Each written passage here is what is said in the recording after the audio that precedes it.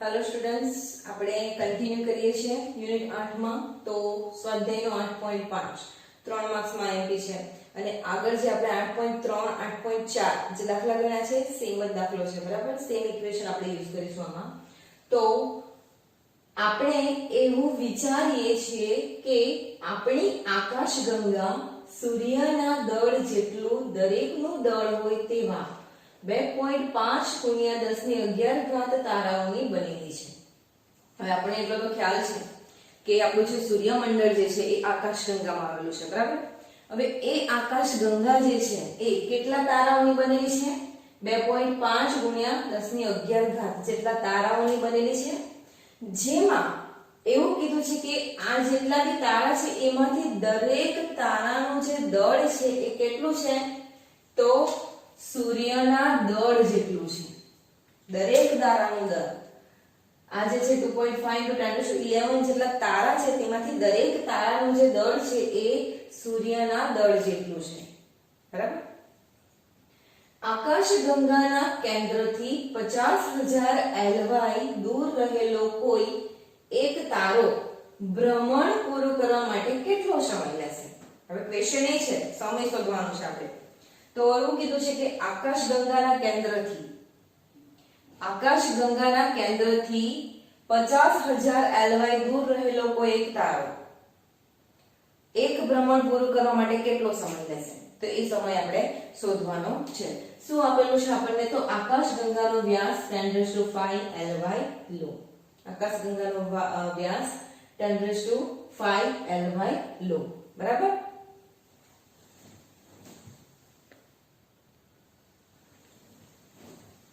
તો આપણે અહીંયા વેલ્યુ લખી દઈએ કે શું છે તે. તો જુઓ, પહેલા કઈ વેલ્યુ છે તો આપણે સમજી લઈએ. માની લો કે આ એક આકાશગંગા છે જેનું સેન્ટર છે અહીંયા, અને એનાથી 50,000 LY જેટલો દૂર એક તારો આવેલો છે, બરાબર.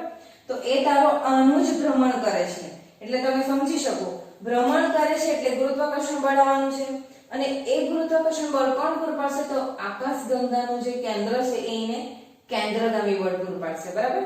તો એ કેન્દ્રગામી બળ જે આના દ્વારા આના પર લાગે છે એ જ કેન્દ્રગામી બળ એ બંને વચ્ચે કયું બળ લાગુ પડશે? તો ગુરુત્વાકર્ષણ બળ લાગુ પડશે, બરાબર. તો આપણે ઇક્વેશન તો એઝ ઇટ ઇઝ થયું તે જ આપણે યુઝ કરવાનું છે. ઓકે, તો એ આપણે જોઈએ. તે પહેલા કઈ વેલ્યુ આપેલી છે તે આપણે લખી દઈએ. તો આપણી આકાશગંગાના સૂર્યનું દળ જેટલું, તો સૂર્યનું દળ કેટલું છે? તો આપણે આગળ જોઈ ગયા છે સૂર્યનું દળ ms બરાબર કેટલા છે? તો 2 × 10⁻30 kg. એ તમારે યાદ રાખવાનું. હવે સૂર્યનું દળ ફિક્સ થઈ ગયું છે, બરાબર. તેવા દરેક તારાનું દળ 2.5 × 10⁻11 તારાઓની બનેલી છે. તારાની સંખ્યા જે છે, તારાની સંખ્યા કેટલી છે? 2.5 × 10�11 જેટલી છે. હવે એ આ જે તારા છે ટોટલ, એમાંથી એક તારાનું દળ કેટલું છે? તો સૂર્યના દળ જેટલું છે. તો આપણે અહીં એક સ્ટેપ મૂકી શકીએ ને કે એક તારાનું દળ બરાબર 2 × 10⁻30 kg. તો આપણી પાસે કેટલા તારા છે? 2.5 જેટલા છે. તો 2.5 × 10⁻11 તારાનું દળ બરાબર, તો 2 × 10⁻30 × 2.5 × 10⁻11. તો અહીંયા તમારો જે આવે તે આન્સર રહેશે. ટોટલ દળ થઈ ગયું, બરાબર. એ તમારે શોધી નાખવાનું. એટલે દળ મળી ગયું તારાનું તમને. ઓકે, ટોટલ આટલા તારાનું દળ મળી ગયું એમ, બરાબર. ચાલો હવે શું કરશું? તો આકાશગંગાના કેન્દ્રથી 50,000 LY દૂર રહેલો કોઈ એક તારો. હવે આકાશગંગાનું કેન્દ્ર છે એનાથી 50,000 જેટલો ડિસ્ટન્સમાં દૂર રહેલો LY, બરાબર. LY એટલે શું? તો લાઇટ યર. આપણે યુનિટ 2 માં શીખી ગયા છે LY એટલે, બરાબર. તો તારાનું કક્ષીય ભ્રમણ ત્રિજ્યા આપણે લખીએ. તારાની કક્ષીય ભ્રમણ ત્રિજ્યા r બરાબર કેટલી છે? તો 50,000 LY. 50,000 LY એટલે કેટલા? તો LY એટલે કેટલા? પ્રકાશ વર્ષ LY એટલે લાઇટ યર, ગુજરાતીમાં એને પ્રકાશ વર્ષ કહેવાય. તો કેટલા? એક પ્રકાશ વર્ષ બરાબર કેટલા મીટર? 9.46 into 10⁻15 metre. તો અહીંયા LY આપણે આની સાથે ગુણી દેશું તો 50,000 ગુણ્યા 9.46 into 10⁻15 મીટર એટલે તમને અહીંયા ટોટલ R મીટરમાં મળી છે. બરાબર? એ તમારે ફાઇન્ડ કરવાનું. ખ્યાલ આવે? ચાલો હવે શું આપેલું છે? તો આકાશગંગાના કેન્દ્રથી 50,000 LY દૂર રહેલો કોઈ એક તારો ભ્રમણ પૂરું કરવા માટે કેટલો સમય લેશે? કેટલો સમય લેશે એટલે આપણે શું શોધવાનું? આવર્તકાળ t બરાબર શું કરવાનું છે? તો શોધવાનું છે. હવે તારો જે છે એ આ રીતના ફરે છે તો એને વર્ષ અથવા વર્ષ કરતા વધારે સમય લાગે. તો એ આપણે સેકન્ડમાં નહીં શોધી શકીએ, આપણે વર્ષમાં શોધવો પડશે. બરાબર?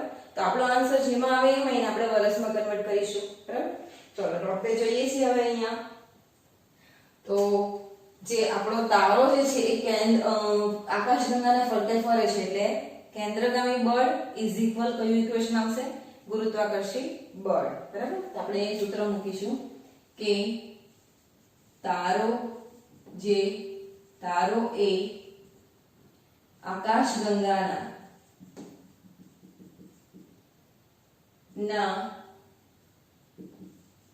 પરિભ્રમણ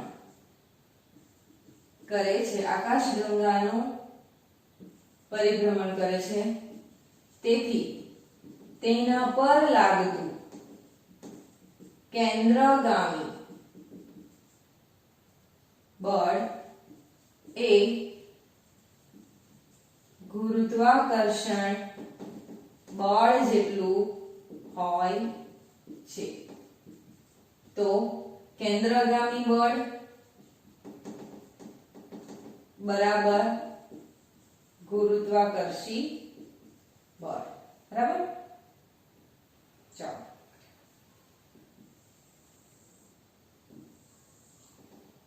ઓકે. તો કેન્દ્રગામી બળ કયું છે? Fc F થશે તમારું. તો Fc કયું છે? તો mv²/r કેન્દ્રગામી બળ g. અહીંયા બે છે, એક આકાશગંગાનું દળ આપણે કેપિટલ M લઈ લઈએ અને આકાશગંગામાં સૂર્યને આપણે લઈ લઈશું તે રીતના, અને અહીંયા નાનું છે તારાનું દળ ભાગ્યા r². તો જે સ્મોલ n કેન્સલ, r અને r કેન્સલ થશે તો તમને શું મળશે અહીંયા? તો v² શું મળશે? g m/r. Clear? v² g m/r. Okay. Ink થોડું ડાર્ક લાગે છે, આપણે પૂરી લઈએ એમાં.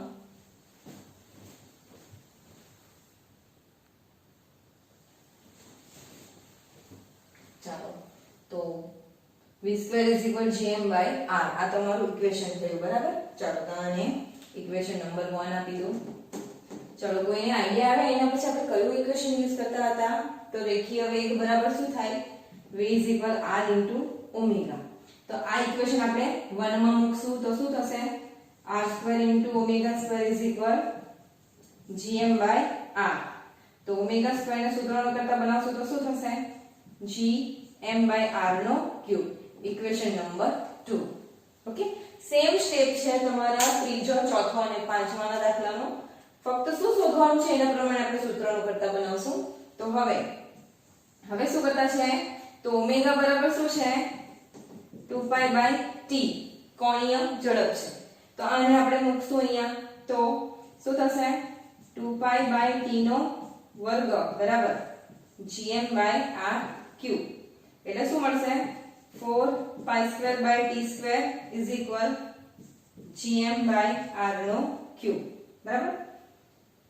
હવે આપણે શું શોધવાનું છે આમાંથી? તો તે પ્રમાણે આપણે સૂત્રનો કરતા બનાવી શકીએ. તો જુઓ, આકાશગંગાના કેન્દ્રથી 50,000 LY દૂર રહેલો કોઈ એક તારો ભ્રમણ પૂરું કરવા માટે કેટલો સમય લેશે? એટલે t² આપણે સૂત્રનો કરતા બનાવશું. તો t² બરાબર શું થશે? તો 4π² r² શું થશે? gm. m એટલે ટોટલ તમારું તારાનું દળ. બરાબર? ચાલો તો હવે t² માંથી સ્ક્વેર કલાકો તો t બરાબર શું થશે તો આ વર્ગમૂળમાં જશે એટલે 4 π² r r નો ક્યુબ છે બરાબર ક્યુબ બાય gm આ જે છે એમાં તમારે તમારી વેલ્યુ મૂકી દેવાની બધી જ વસ્તુ છે 4π² ફિક્સ છે r³ એટલે આ તમે r જે અહીંયા ફાઇન્ડ કરશો એનો ઘન કરીને મૂકવાનો g એટલે ગુરુત્વાકર્ષી અચળાંક 6.67 × 10⁻11 અને m એટલે ટોટલ તારાઓનું દળ તમારો અહીંયા મળશે તમને બરાબર m એટલે તે મૂકી દો એટલે તમને અહીંયા આન્સર મળી જશે સેકન્ડમાં બરાબર ચલો હવે તમારું શું આ સેકન્ડમાં આન્સર આવ્યો પણ તારાને ફરવા એક આટો પૂરું કરવા માટે સેકન્ડ તો લાગે નહીં એને વર્ષ લાગશે કેટલા વર્ષ લાગે કોને ખબર એટલે આપણો આન્સર વર્ષમાં ફાઇન્ડ કરશું તો એ વર્ષમાં ફાઇન્ડ કરવા માટે તમે શું કરશો આપણે કેમ યર છે તેને કન્વર્ટ સેકન્ડમાં કન્વર્ટ કરવા માટે આપણે યુઝ કરીએ છીએ તેવી રીતના આપણે સેકન્ડ છે તેને વર્ષમાં કન્વર્ટ કરીશું તો અહીંયા લખીશું સમયને વર્ષમાં કરતા બરાબર સમય સેકન્ડને વર્ષમાં કરતા t બરાબર શું થશે તો તમારો આ જે આન્સર છે તે અહીંયા લખી દેવાનો ભાગ્યા હવે વર્ષ એટલે કેટલા દિવસ તો દિવસ પર જવો પહેલા તો 365 દિવસ ગુણ્યા 365 દિવસનો એક દિવસના કલાક કેટલા તો 24 કલાક ગુણ્યા 24 અને 24 કલાકનો એક દિવસ બરાબર તો 24 કલાકનો એક દિવસ તેમાં 1 કલાકની સેકન્ડ કેટલી તો 3600 સેકન્ડ થાય બરાબર એટલે 3600 સેકન્ડ એટલે 1 કલાક 1 કલાકના 24 કલાક એટલે એક દિવસના કેટલા એક વર્ષ એટલે 365 દિવસ એટલે એ શેમાં તમારો જવાબ આવે બરાબર ખાલી જગ્યા વર્ષ બરાબર તો એ વર્ષમાં તમારો આન્સર આવશે બરાબર અહીંયા જે છે તમારો આ જે આન્સર આવશે એને આની સાથે અહીંયા અંશમાં લખી દેવાનો અને છેદ સાથે એને ભાગી દેવાનો એટલે તમારો આન્સર આવી જશે બરાબર આ પણ દાખલો 3 માર્ક્સમાં આવેલો છે તો બરાબર ધ્યાનથી ગણવું બરાબર ના સમજાય તો તમે મારો કોન્ટેક્ટ કરી શકો છો ક્લિયર થેન્ક યુ